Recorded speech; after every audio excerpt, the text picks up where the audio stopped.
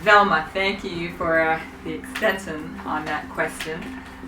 It took some time for me to sift through my emotions and to think back to a time when I had literally been afraid to move ahead with my life because I was comfortable with not being able to hear.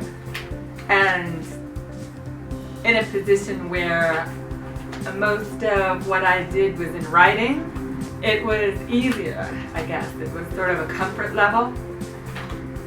And to be introduced to the idea of being tested every day on how I heard something. My father believed in me, where at times it often felt like a lot of other people did not believe in me.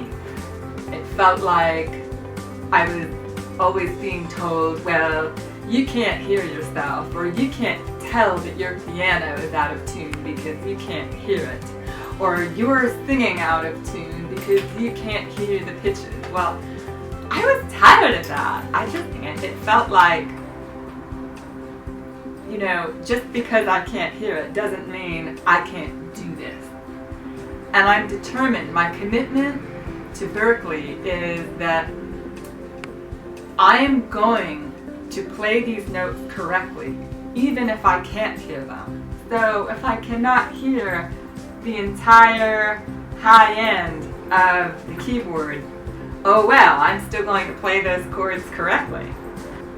So I have my father to thank for believing in me, and my friends who have stuck with me throughout my life, knowing that I couldn't hear them, but having faith in me, it meant so much. And one thing that's come out of this whole experience is it's sort of like Michelangelo, when Michelangelo created the sculpture David.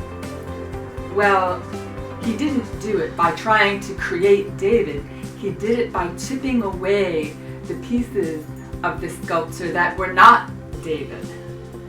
And Berkeley has a way of chipping away the pieces of me that are not me to reveal my true artist self, my true identity. I found something that I'm so passionate about, that I've always been, that I was always this way and just didn't know, and now I can go for it. And I love the artistry that goes into it.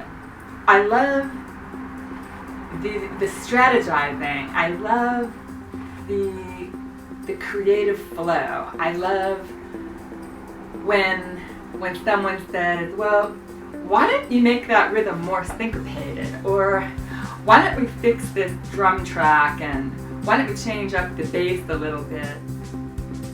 Among these discoveries I've made is, okay, maybe I'm not the best singer.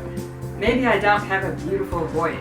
Maybe I'm not the best pianist or a guitarist. But I can write. So, if this is what it takes to become a rock and roll performer and to be a true rock and roll artist, I'll do whatever it takes.